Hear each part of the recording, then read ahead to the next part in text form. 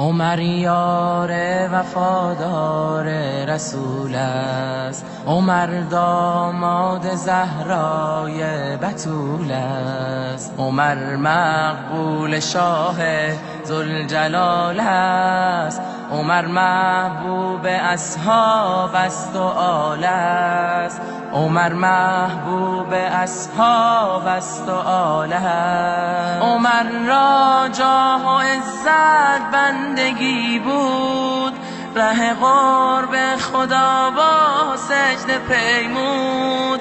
عمر منصور از سوی خدا بود، عمر بر اهل ایمان مقتدا بود، عمر بر اهل ایمان مقتدا بود. عمر خم کرد بازوی ستم را، سر شاهان تازی و عجم را. عمر پاکیزه از کبر و ریا بود، بساطش خاک بود و ریا بود، بساطش خاک بود و ریا بود. عمر با عدل گیتی را بیاراست،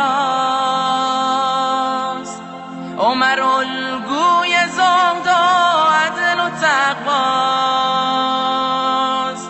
عمر شام غریبان را سحر کرد، یتیمان را نوازش چون پدر کرد.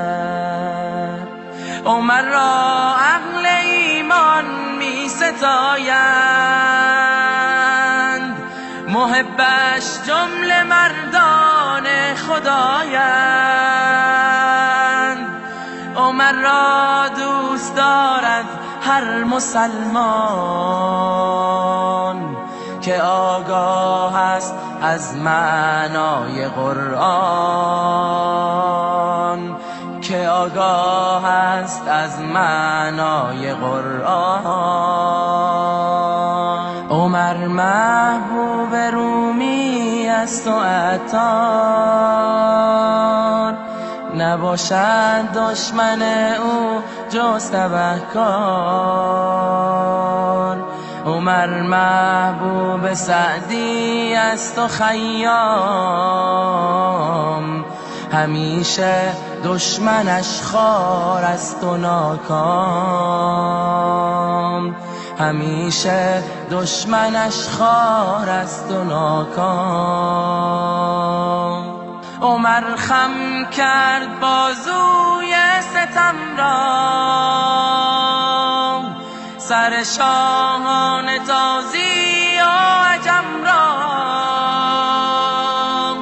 عمر پاکیزه از کبر و ریا بود، بساطش خاک بود و بوریا بود، بساطش خاک بود و بوریا بود.